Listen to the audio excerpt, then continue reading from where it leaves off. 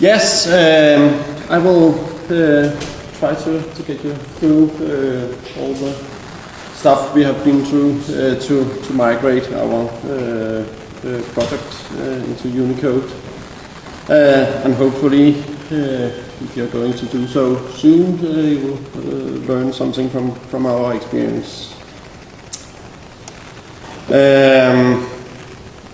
I will talk a bit about, of course, our organization, our product, just a few words. Then quite a bit about what is Unicode and various general problems with regard to Unicode. And then, of course, some implementation details. How did we do it in APL, and how does it work in APL, in Dyalog APL? There are various things you have to look through, and we will get into this. But let's just start out with SimCorp. It's a Danish company, rather old, but now rather big, I guess, with subsidiaries all around the world. We only have one system called SimCorp Dimension, investment asset management. I'm not economical guy, so but it covers all aspects of back, middle, and front office tasks and on a single database. So that's actually our biggest asset, that we have this complete system covering all kinds of tasks to be done. We are approximately 1,100 people worldwide. And SimCorp Dimension is primarily developed in APL, but we have started a process with migrating at least parts of it to C#, mainly to get some fancy visual features that we didn't have with APL.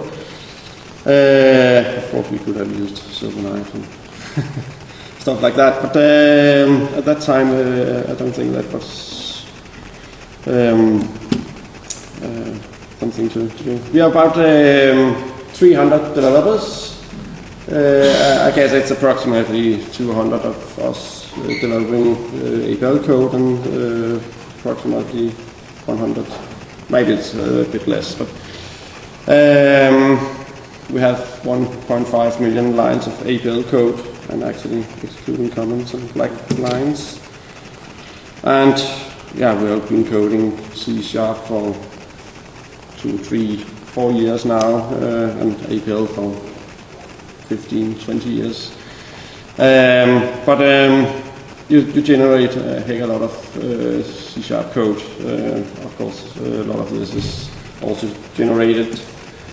But still, this is a picture of our system. It's still mainly an APL-based application, and then there's just a small C# for the fun stuff. But, the real hard work is done by APL.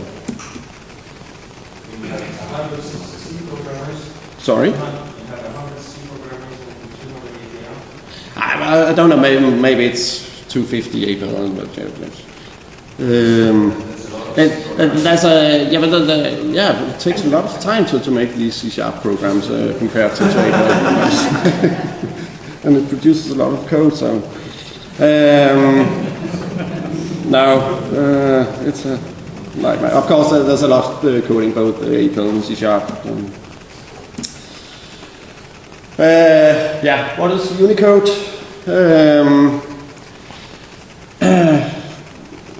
A bit about the single byte world. We have been used to having characters represented by a number that could be represented in a byte. I guess it was something with the hardware at that time, back in the early 70s. So you have 260 or 56 numbers to deal with, and some American guys came up with that the first 128 characters should look like this, and this is known as the US ASCII, by some ASCII, but I would prefer to say US ASCII. This is very central, and this actually still goes also for Unicode. This is the first 128 characters. In the beginning, they found out, okay, this is all the characters we need. We only speak English, and the rest of them, the 8-bit, you can use for whatever you would like. Actually, the clever guys at WordStar use this to indicate the last letter of the word. So, still only speak English. But, of course, computers were not only used in the US, it was used worldwide, or at least in the entire Western world. And in Europe we have all kinds of funny characters. And actually, Carrier has just presented to you the last presentation. He's not spelled Carrier like this, but he just gave up the A umlaut because it makes too much trouble. And this is really what it is all about. And it is still a problem, and it will be a problem for many years to come. But some guys sit down and say, okay, let's find out a way to use this last 8-bit to get some of the characters used by other countries than the English-speaking countries. So they defined a number of code pages. This is some examples of code pages.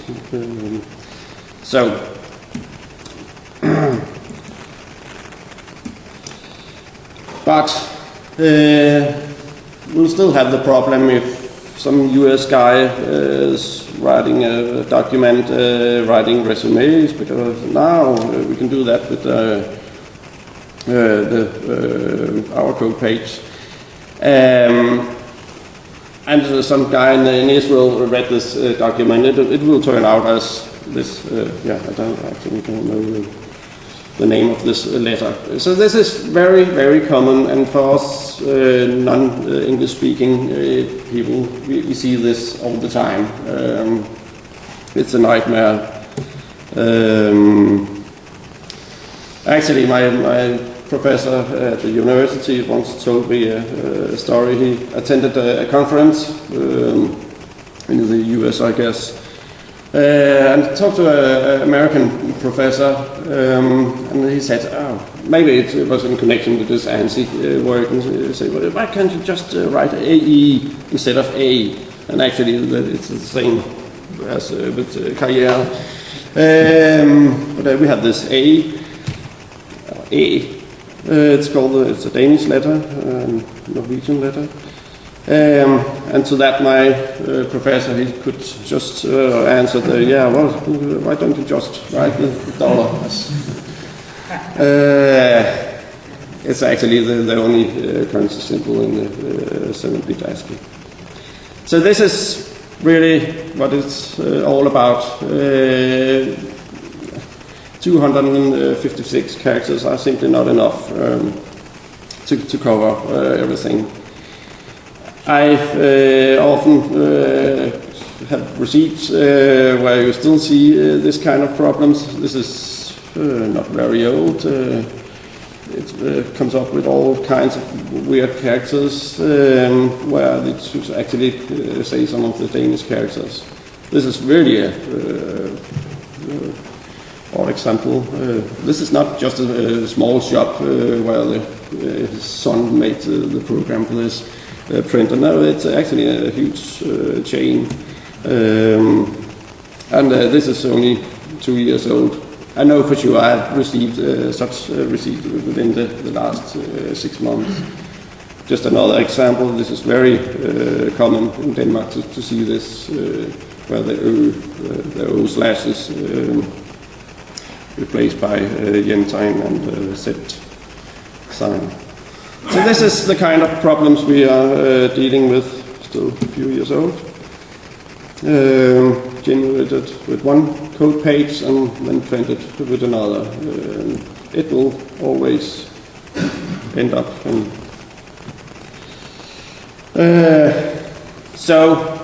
Some people sat down and say, okay, we must do something about this. We have more memory now, and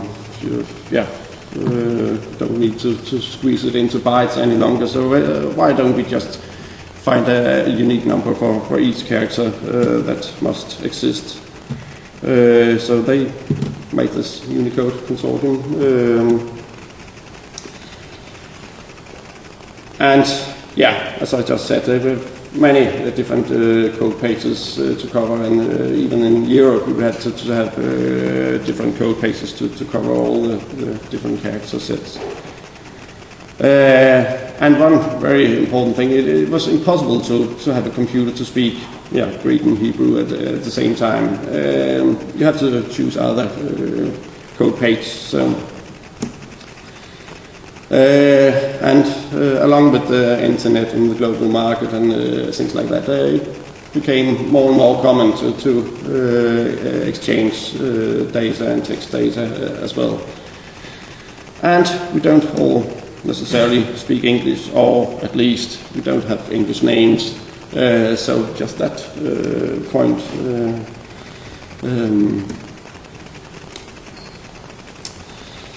The Unicode standard, as it is called, is simply a plate where they collect all the information about all characters. They have a huge database with all the characters and all the properties.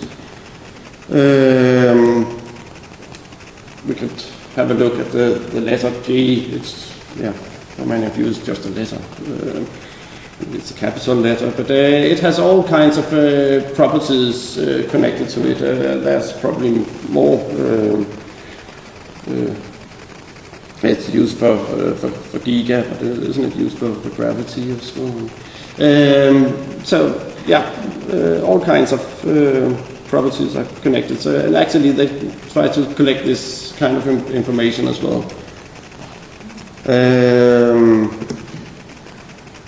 Okay, so now we have Unicode and all problems has disappeared like magic, but no.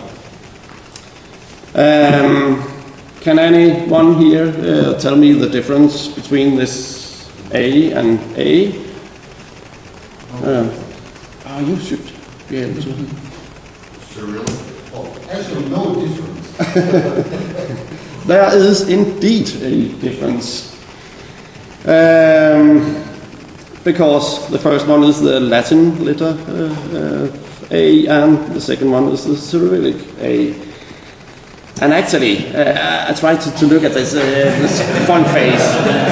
You can't tell the difference, and trust me, this is. We could just have a look. Just a second.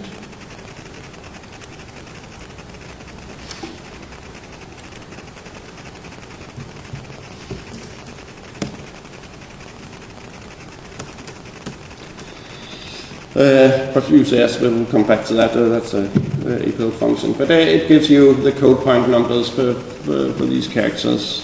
Maybe here you can see a slight difference. But of course, that depends on the font typeface used. So,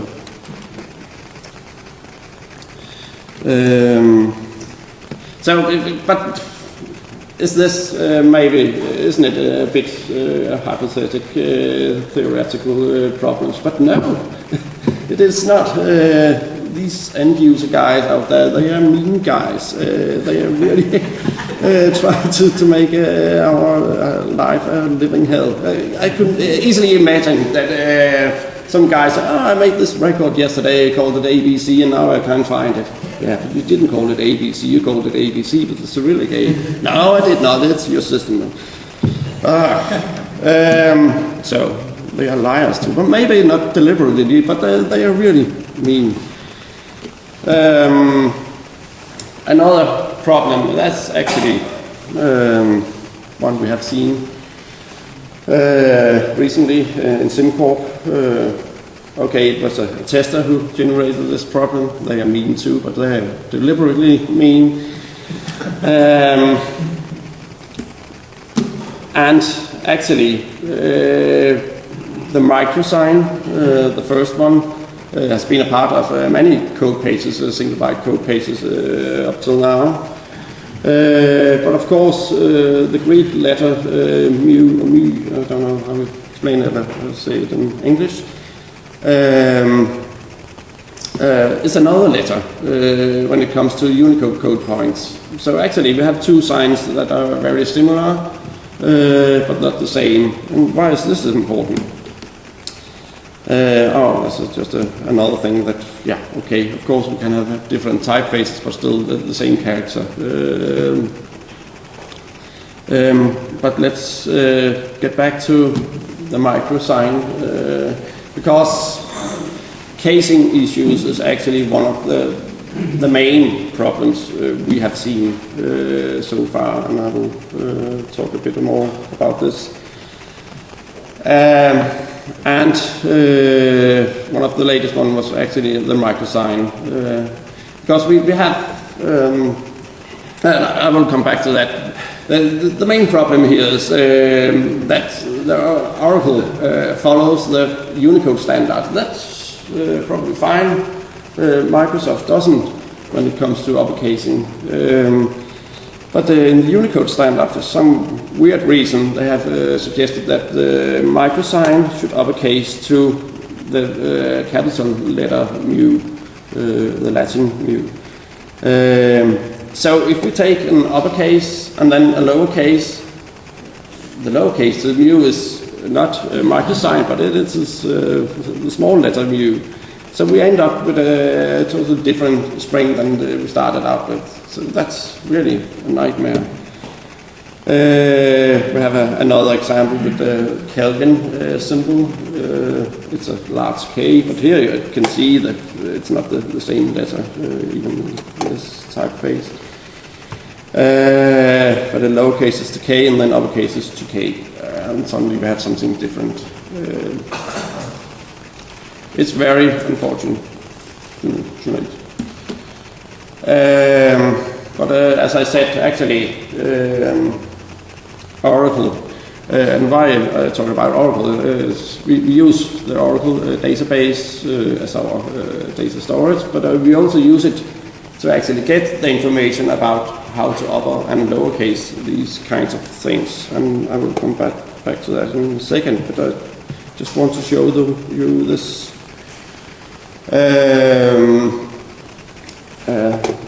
There's many documents at the Unicode org site, and one of them is this CSV file containing I think most of the characters, and with information about I think this last column is the capital letter A, lowercases to 61, and it's fine, 61.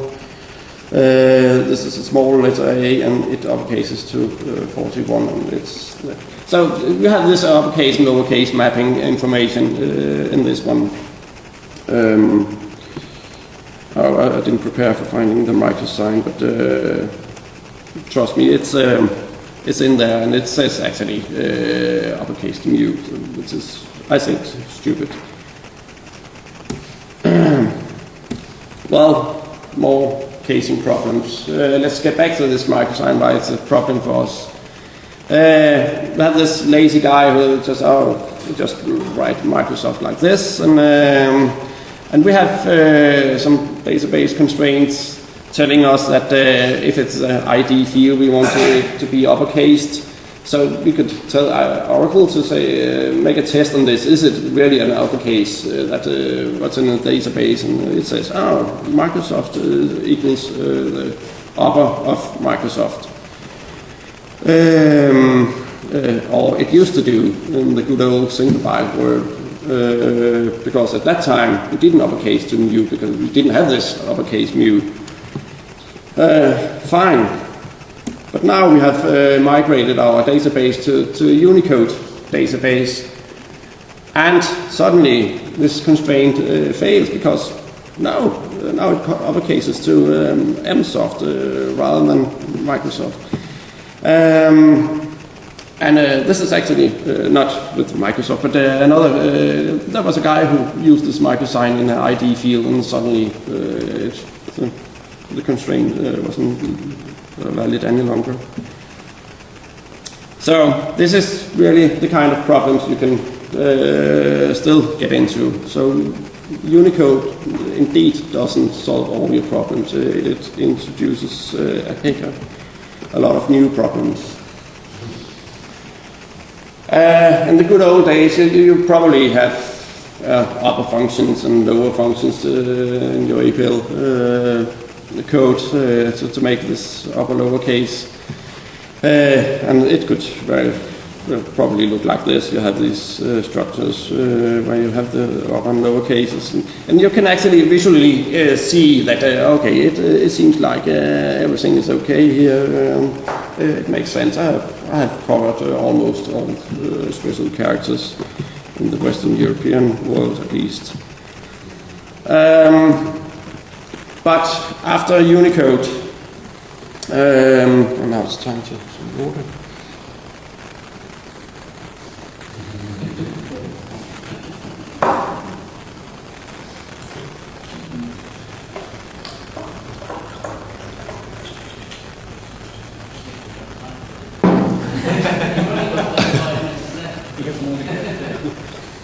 Okay. No, it only goes for 6 pages. Now, of course, we have a lot of characters. Of course, not all. Actually, I don't know how many characters there's in this database at the moment. But not all characters have a lowercase or uppercase equivalent. So, actually, I think our uppercase and lowercase are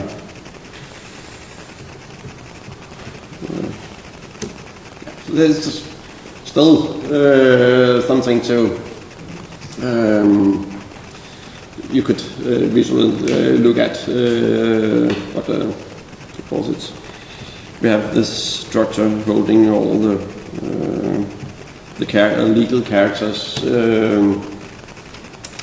used for sorting purposes, and sorting is actually the same kind of problems as with the casing, but I will not come into this. But we have currently, this 3,188 characters in that is valid characters in our system.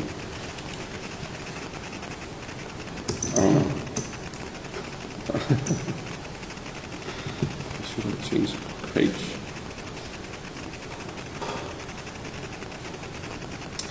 Okay, just to end up this casing horror, because it's really something we have spent a lot of time on, and we have just released our first version with Unicode, so it's just about to hit the customers. Well, I will probably be busy when I get home from here. They are mean guys. This is a really ugly one as well. We don't do this, and Microsoft doesn't do this, but I know in some casing rules they uppercase this German beta to SS. And suddenly you end up with a string that is longer than the string you began with. It's terrible. And this is really a nice one. So sigma lower cases to this character if it's in the middle of the word, and if it's end of the word, then it's another character. The only thing I can say, don't try to implement this in APL. There are lots of .NET classes to actually deal with this kind of things. You could of course do it if you find if you have time to do so. But there are some other guys already done all this,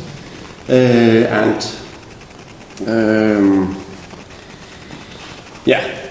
But we have to deal with this upper case in APL actually because Oracle tells us what is uppercase and lowercase about the rules. We cannot tell Oracle, at least the database guys tells me that we cannot tell Oracle how we want things to be uppercase and lowercase. So we have to follow their rules and implement it in APL.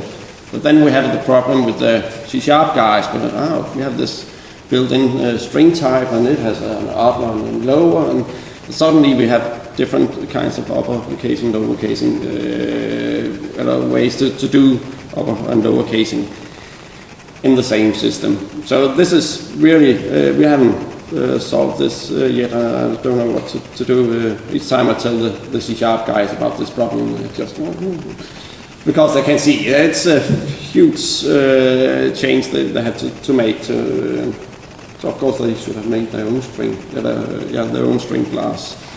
And what's the moral of this story? Yeah, actually, I have another. Just a few other. Yeah. Questions at the dead end or Sorry? on the go? Well, would you prefer questions at the end or through the presentation or on the go? You can give it now. Could you give just impression when you actually hit the problem in coding? Because as far as I know, that problem really arises in two cases. When you're searching for something, an easy case is when the input stream which derives from the output is, you don't know the case actually, so you can try anything. And the second is complex tribute problem. For example, specifically Ukrainian stock exchanges, very often they provide a name of security in a mix of characters, both Cyrillic and Latin. Exactly a problem. Then you should combine not only the cases but also the pages, trying to find natural mismatch. So, any other case? I'm not quite sure I understand that, but the point is that of course it is a problem when you try to equalize it, to match. Okay? In your own system. It's your system. You inside your own code, APL code. Seems it's not a problem at all. You see that you need this problem only if you deal with information outside your application. Yeah, okay, I will come back to, because of course that's the main problem when you're communicating with the outside world, and that's actually the problem with the ABC record is, of course it's theoretical, but it could be, but of course the main problem is exchanging of documents containing characters data. Well, it's emails or Swift messages and what I know. Believe me, I just present this as potential problems you have to be very aware of. And actually, it's the same problems as we always have had. But it's simply become larger problems because we have so many more characters to deal with. Unicode. It's simply a bunch of code points. Every character has its own unique code point. You always refer to Unicode code points like this U plus and then the hex number.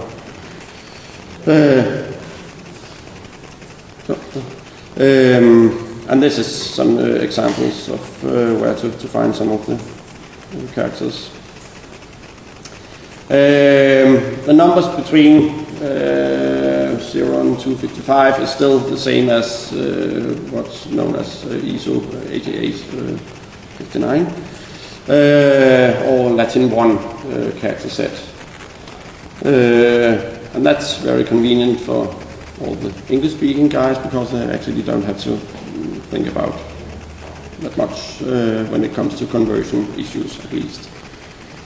But still, we had to store this data in memory or wherever. So how to represent this kind of data is actually just a new but similar problem to the Codepage problems. Because you still need to know about the encodings, or whether it's encoded at all, or is the UCS encodings or what. In the very start, we only had the Unicode characters that could be contained in a double byte, so this was simply the way to represent it. So instead of using 1 byte, we simply use 2 bytes. And this is known as the UCS2. And then more characters came, and we couldn't hold all of it within the double byte. We had to expand it to be 4 bytes. It exceeded the 65,000 limit. So encodings were invented to deal with this. So we still want to be able to store it in a double byte, but okay, some characters could take up 2 bytes instead of 2 double bytes, and this is known as surrogate pairs.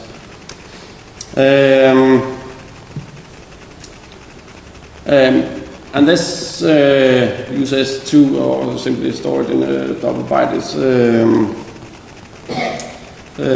that is referred to as a Unicode in most systems. So if you go into the Notepad and try to save a document, you can say you like to save it as Unicode, and then it's actually UCF16.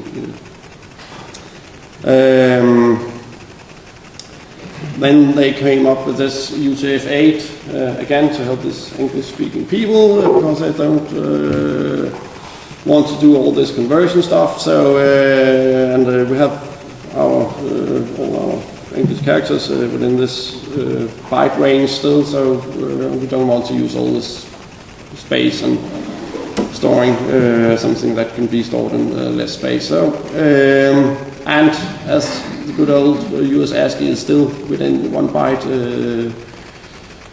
range, they came up with this UTF-8, where everything between all US characters is stored as single bytes, and then double bytes, and it can take up to 6 bytes to represent 1 character in this UTF-8 encoding. One good thing is actually bomb marking, byte automark. In the beginning of a stream, that tells something about the encoding. So you can tell simply from reading the first few bytes whether it's a UTF-8 or UTF-16, whether it's a little engine or big engine. There's different versions of these UTF encodings.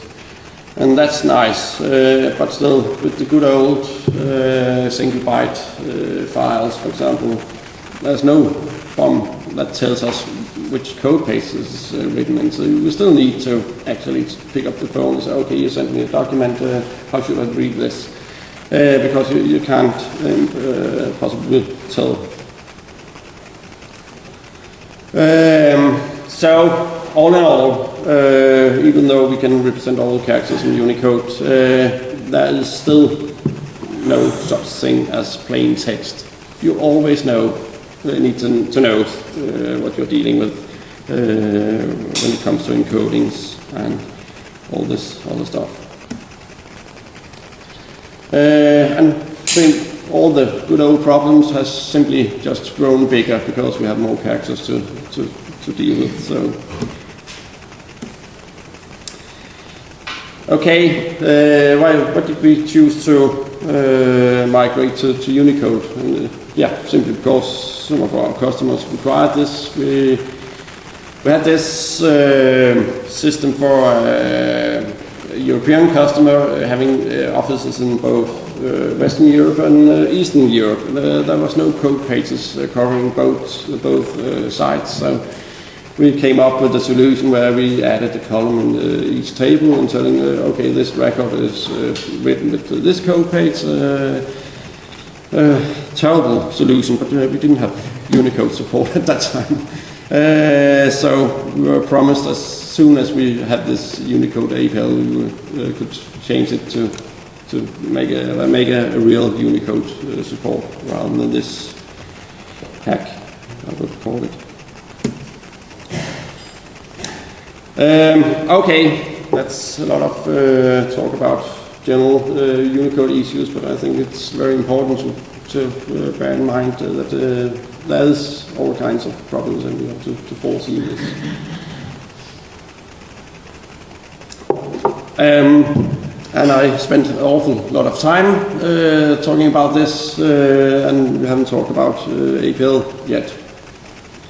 But no problem, because there's actually not much to say.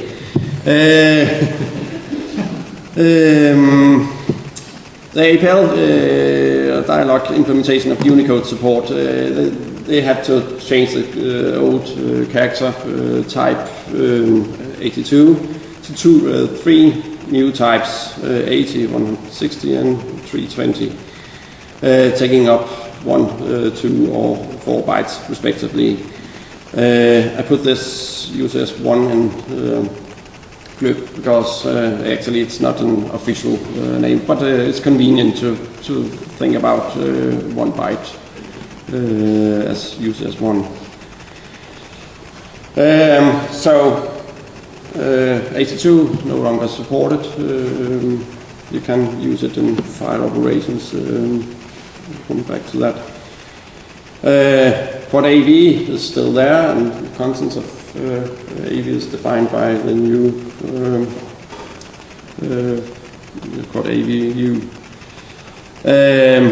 But actually, one of the things you should start to do is trying to find all the use of Quad AV and get rid of it, because it really doesn't make much sense. We just saw it before. There's a new function, Quad UCS, that can take any character and convert it into Unicode code points. And it can actually do some encodings, UTF-8 and 16 and 32, I believe. And you see that it's actually suddenly one bigger.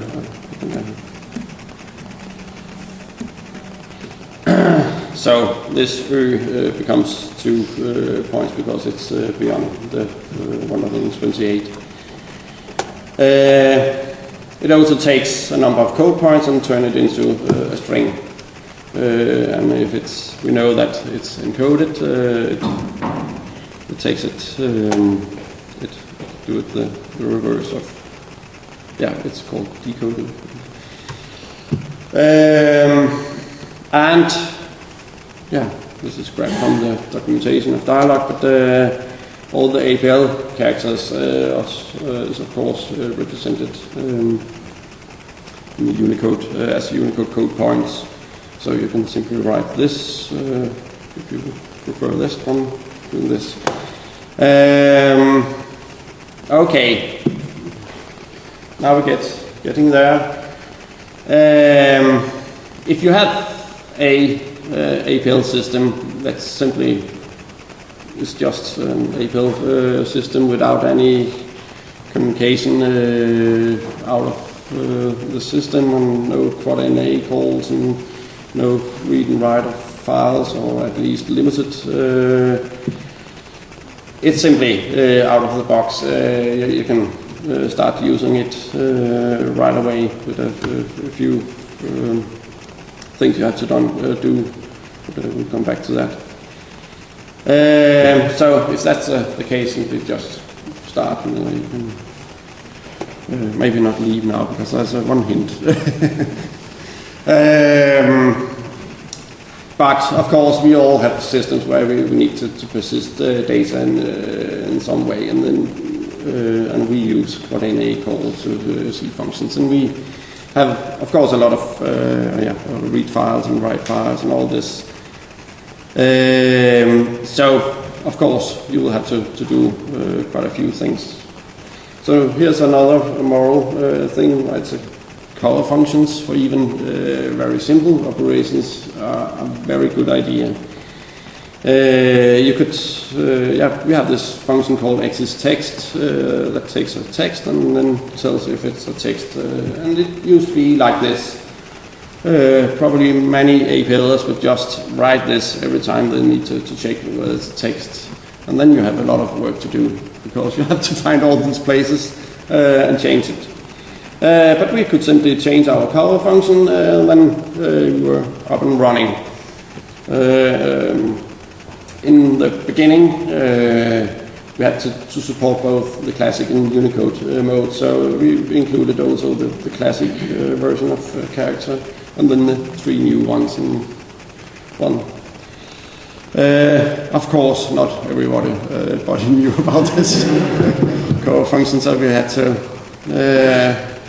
do a bit of work there. But actually, it was not that much. Just look, and we had initially 17 functions we had to change before we could actually start up the system. And of course, So just to give that an idea, 17 functions out each.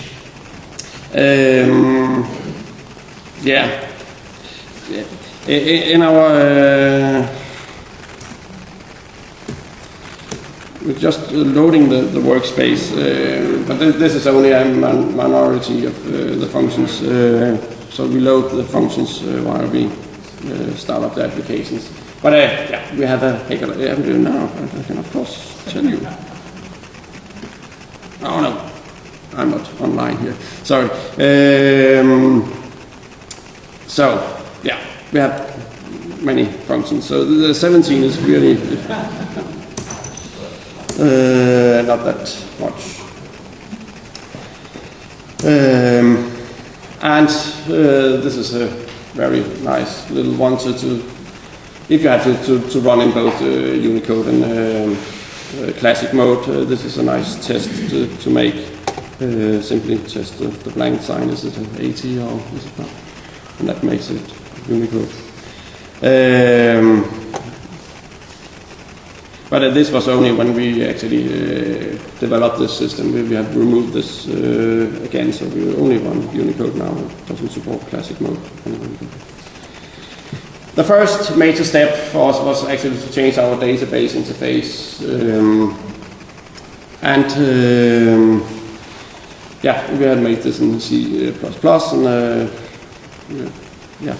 via NA and passing the APL structures. But we had different kinds of tools to convert these things to Unicode and pass it on. Of course, we had to migrate our database that used to run as P1 to run on UTF-8. We had to do it via the migration path to Windows 12.52. That is the most common Western European code page as for now, and for example, it includes the euro sign. Of course, the euro sign came up much later than they made the US ASCII, so no complaints about that. So, even though it's not defined in P1, we actually allowed that data were put into this area of P1 that's undefined.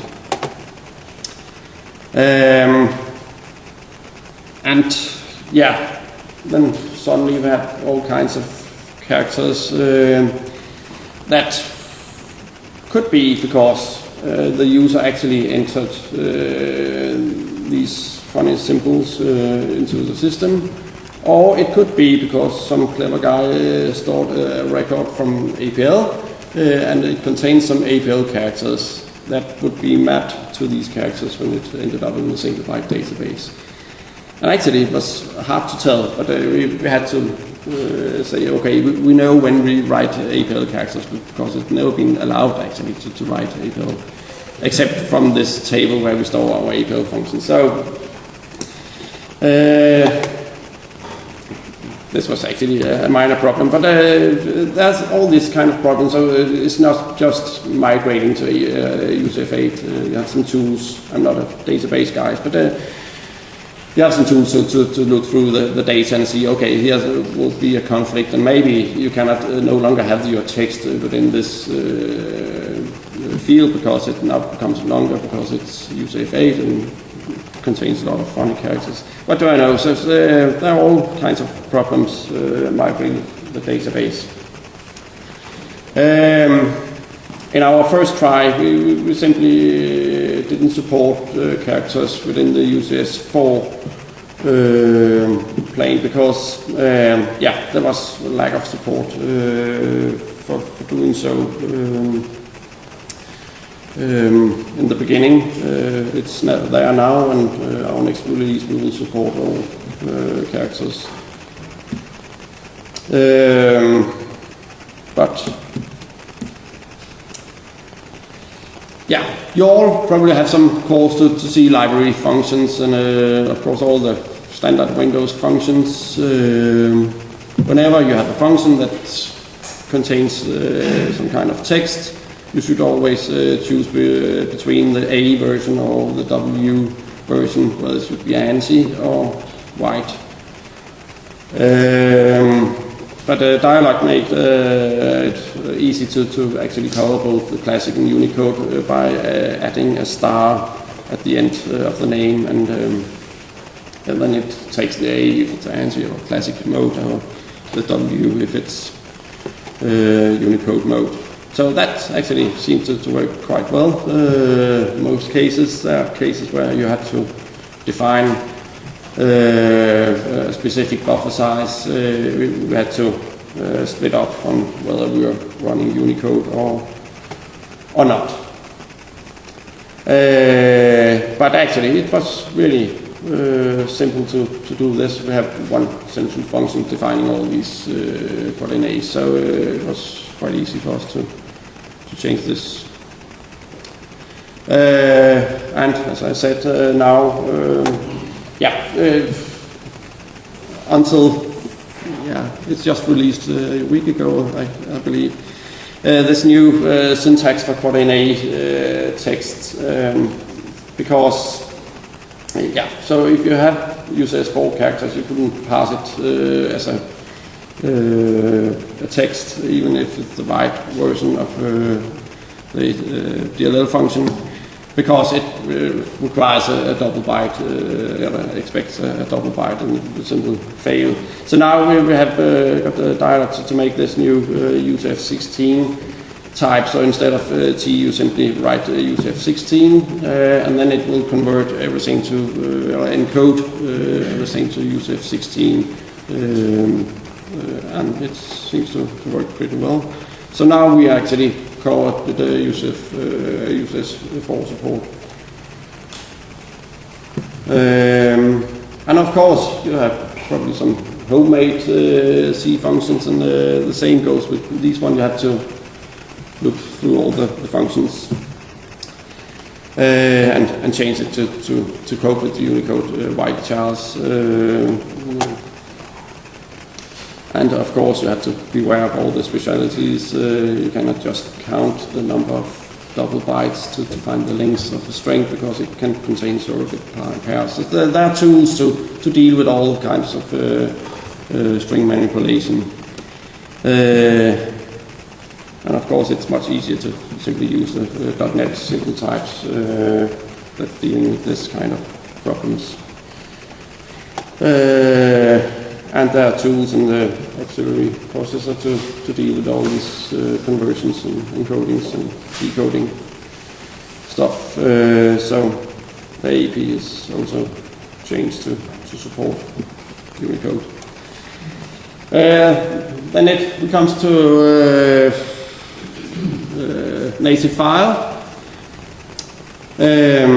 Actually, Dyalog has support for writing all kinds of Unicode characters into a text file, and together with the UCS encoding facilities, you can do your encoding and decoding very simple. But we still have a lot of ANSI or ASCII or what do we know, we have to call them to actually know for sure, files out there, and we have to deal with them. And if you read an ANSI file with and type 80, you will read it as 80, that's P1 ISO character set. So what about our euro sign, and what about all the other things that we thought we have stored in this file? It's simply, actually it is there, but because we know it's there. But you have to know how to actually map between the different kinds of code pages and character sets. And we simply gave up at some point and said, okay, let's drop the entire native file part of our system and make a new one. So we make an entire new native file, read and write system.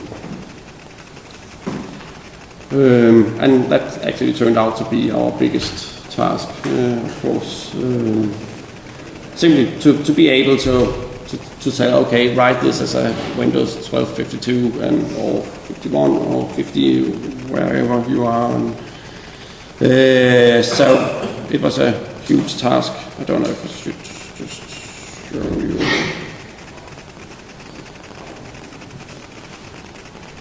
I never want to figure out how to make this demo stuff with the salt and all this.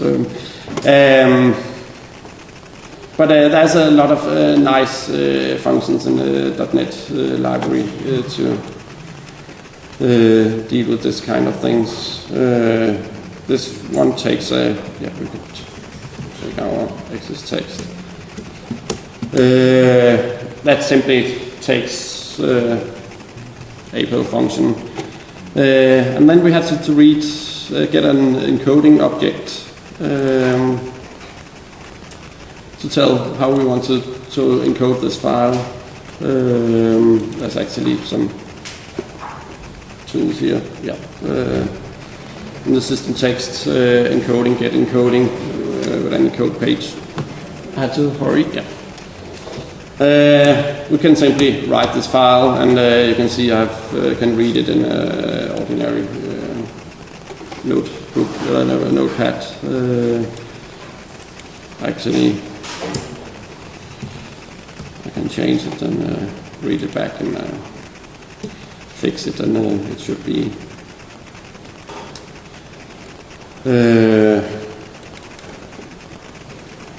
changed. So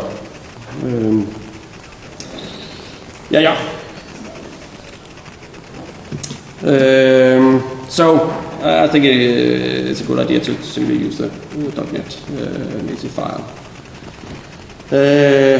But we are still communicating with a single byte world, and will do so for many years to go or to come. And you still have to make sure that if you pass on strings to, I think, for example, Swift doesn't support any kind of funny characters. So you have to put it through an engine that simply converts every illegal character to question marks, or what do I know? You have to make sure that it's a single byte data that you pass. And we have this message server that communicates messages between clients, and we have to deal with this as well. It can send a text, but it doesn't actually receive a text and send it again. It doesn't look at the text at all. And we simply use UCS to convert it to UCF8 and then back again to some funny format that actually doesn't make sense. Yeah, I thought it would be,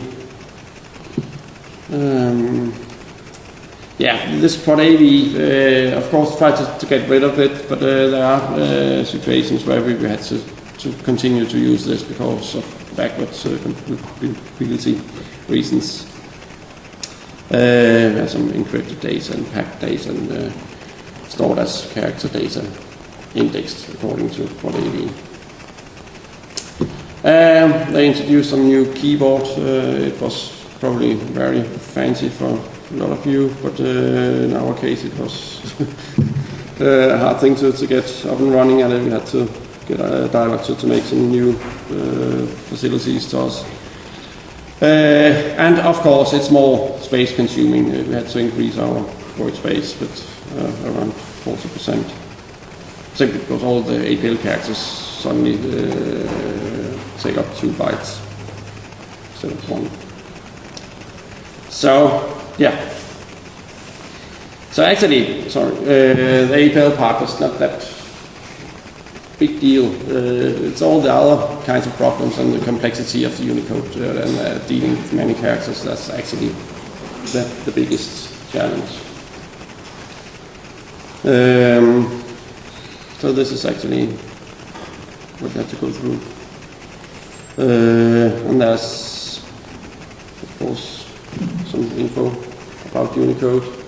There's a very nice article from Joe and Software. It's funny to read, and it covers all the historic reasons for Unicode. And then, of course, Unicode org. Actually, I don't. It's very mess. Yeah. No, it's terrible to find information in this code page. So actually, I used Wiki a lot. It was much easier to find the information you need. But of course, all the information needed is in here.